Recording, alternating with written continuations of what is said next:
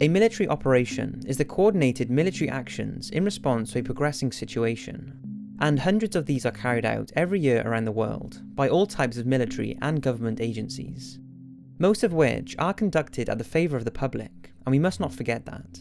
However, every now and then, operations are conducted that raise lots of questions and speculation.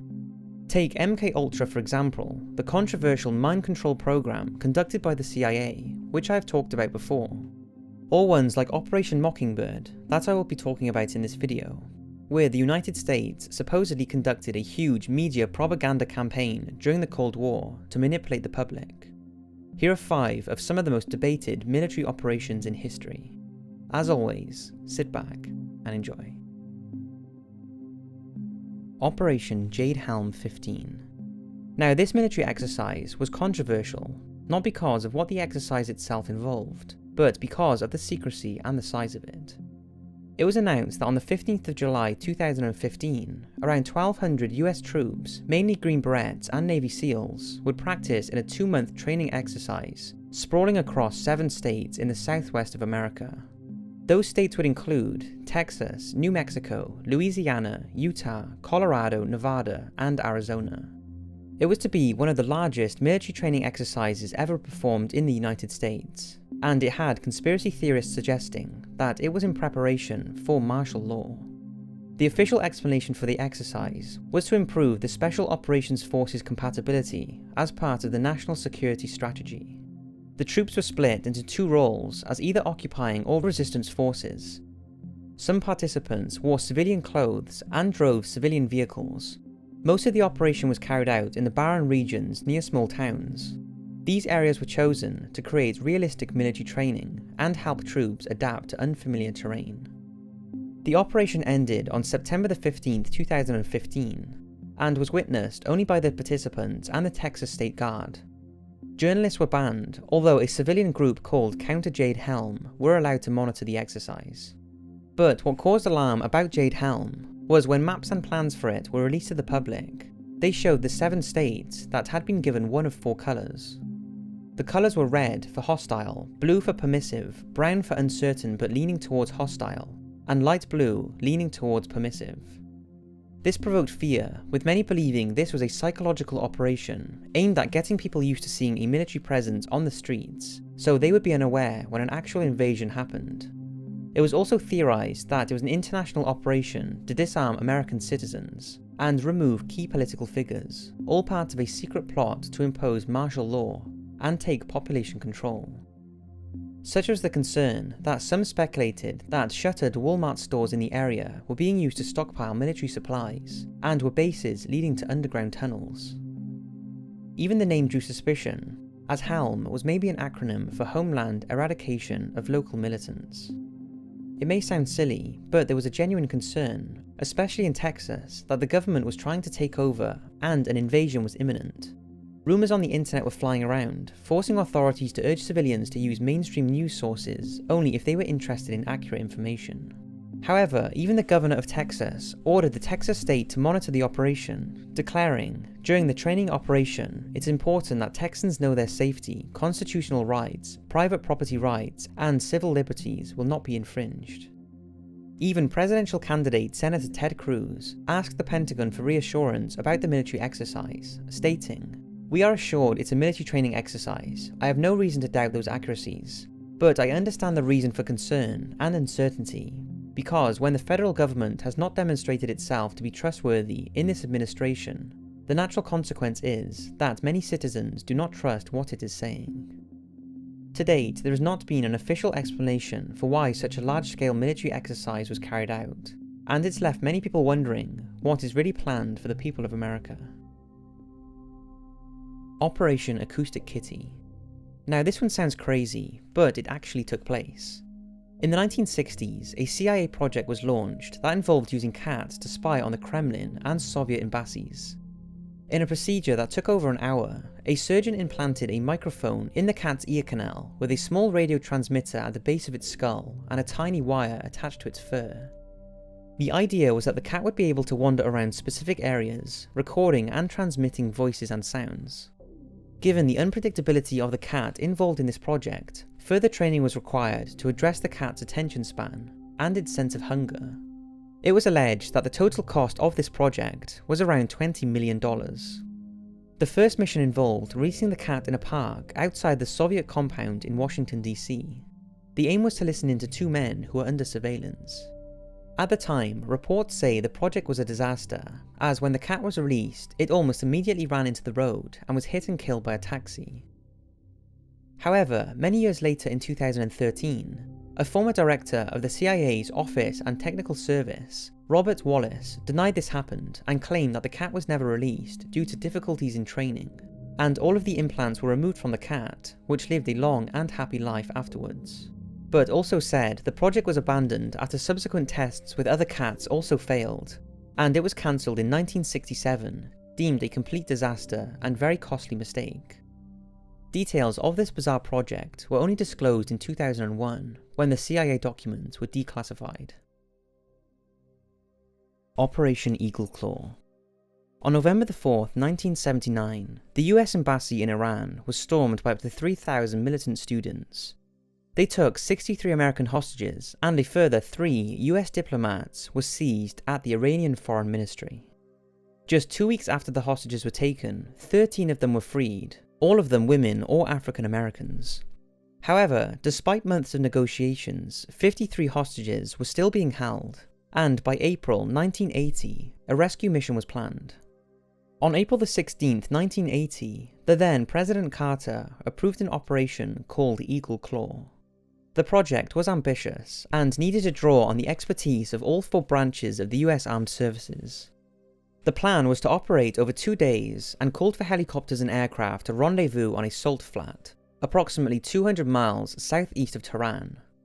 On arrival, the helicopters would refuel, pick up combat troops, and take them to a mountain location in preparation for the daring rescue mission the following night. On April 24th, the helicopters landed on the salt flat, although the first part of the operation did not run smoothly when a bus carrying 40 Iranian passengers was spotted on a nearby road, forcing ground troops to intercept and detain all 40 passengers in an attempt to preserve operation security. In addition to this, 2 of the 8 helicopters developed mechanical faults and could not complete the mission. This delayed the other 6 helicopters by 90 minutes, an incredibly long delay for such a mission. After they had finally landed, another helicopter was deemed unsafe due to unknown mechanical failure. The mission could not be completed with just 5 helicopters and had to be aborted. Then more disaster struck. As the helicopters and planes left the salt plain, one of them collided with an aircraft and exploded, killing 5 Air Force personnel and 3 Marines.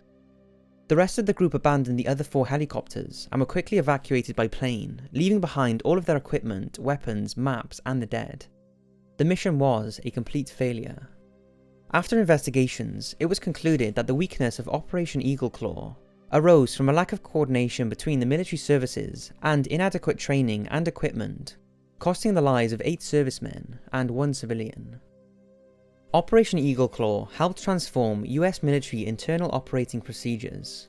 They signalled the rebirth of Special Operations Forces within the US military, and marked the debut of the US Army's Delta Force, which led to the development of elite counter-terrorism forces such as SEAL Team 6, who took out Osama bin Laden, in what would be another controversial and highly debated operation. Let's talk about that. Operation Neptune Spear.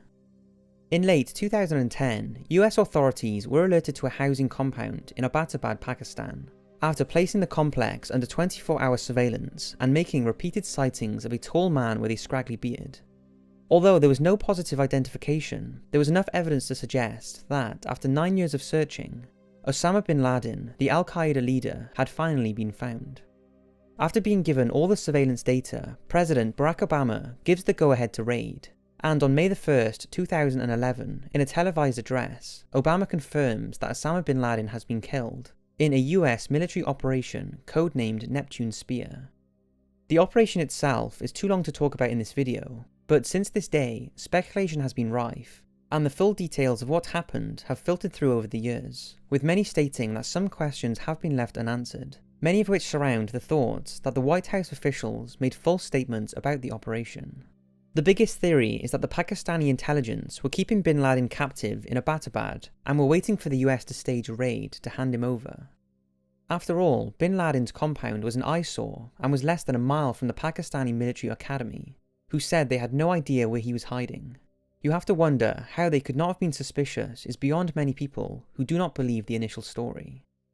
The fact that Abbottabad locals also phoned police during the raid commotion, and the fact the local army told them everything was under control that night, makes some question if the Pakistani military knew of the raid beforehand, something the US has denied. The SEALs supposedly involved in the mission to kill Osama bin Laden also later spoke out and gave many contradicting reports of what happened during the operation. Two of them in fact gave different accounts of the same mission, meaning either they were not part of the raid in the first place, or someone is lying. The second thing is that not one photograph of bin Laden has ever been released, and there's still no solid proof he was killed apart from the various reports. Some believe this could be due to the fact that he may have already been killed years before. After all, he supposedly had some various medical conditions.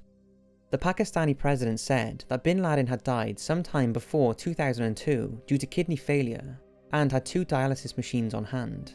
However, in the pictures that came out of the compound, none of them showed any sign of medical equipment, so it's unsure where the Pakistani government got this information. After bin Laden was killed and the compound was searched for intelligence, his body was placed into a body bag and loaded onto a helicopter. Bone marrow and DNA samples were taken, and bin Laden was flown to Afghanistan. Back in Afghanistan, he was identified and photographs of his body were taken. After supposedly consulting his family in Saudi Arabia, it was agreed bin Laden should be buried at sea, according to the US, in keeping with Islamic tradition. All of this took place in under 24 hours. There are also questions about why he was killed in the first place and not taken alive, as he was apparently unarmed, and would have been more valuable to intelligence services if he had not been killed.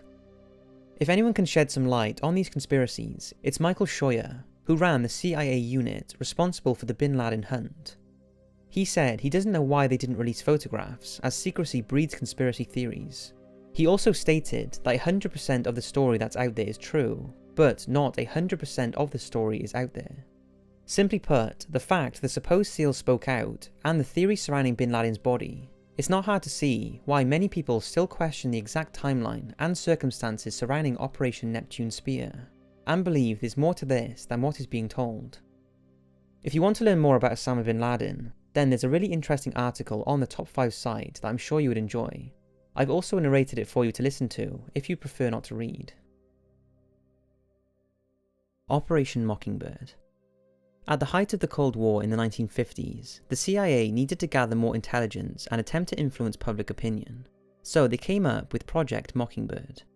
In effect, it was a domesticated propaganda campaign, which involved recruiting journalists from across the US who could provide the CIA with direct access to some of the most influential media outlets in the country. The aim was to promote the views of the CIA covertly through these outlets. The project infiltrated a variety of media outlets, such as newspapers, news agencies, radio and television stations, as well as books, foreign media outlets, and student groups. The operation remained a secret and wasn't exposed for over 25 years. Contrary to popular belief, these media outlets were well aware of what was going on, and journalists and students were said to be recruited by the CIA. Among their tasks was gathering simple intelligence and serving as go-between with spies in communist countries. On some occasions, CIA agents would disguise themselves as journalists when seeking intelligence abroad. The journalists and media organizations were not just little backstreet publications either. They recruited award-winning journalists, along with America's leading news organizations. Despite many of Mockingbird's operations being carried out overseas, the primary goal was for hard-hitting stories to be reported in the American press. It's been alleged that the CIA also went as far as rewriting scripts for Hollywood productions to portray capitalism in a positive light. One famous example of this was in the movie version of George Orwell's book Animal Farm. Orwell was known to be a socialist, and in the book he attacked both capitalism and communism. However, in the film, the CIA allegedly changed the ending, eliminating any attacks on capitalism. Operation Mockingbird supposedly ended in 1976. However, there are some believe that it's still ongoing, although the last person to voice this concern was researcher Steve Kangas, who in 1996 claimed that the billionaire owner of a foreign news organisation called Forum World Features was a CIA asset and was using his organisation to distribute propaganda for circulation in the United States. Shortly after his statement, Kangas was found dead with a bullet in his head. His death was officially ruled as a suicide, although it was reported that there were discrepancies in both the autopsy and the police report. We've been led to believe that the United States press is detached from government interference, although in a situation where the manipulation is completely secret, the American society has been left ignorant of the propaganda they have been reading for decades, and it seems more and more people are starting to voice their concerns on this matter. So there's 5 military operations that are shrouded in mystery, and who many believe are not as black and white as they seem. My absolute respect goes out to all of those who serve their country, and who lost their lives as a result of some of these military exercises. Before I go, I just want to share something insanely exciting with you, that I'm finally able to do so.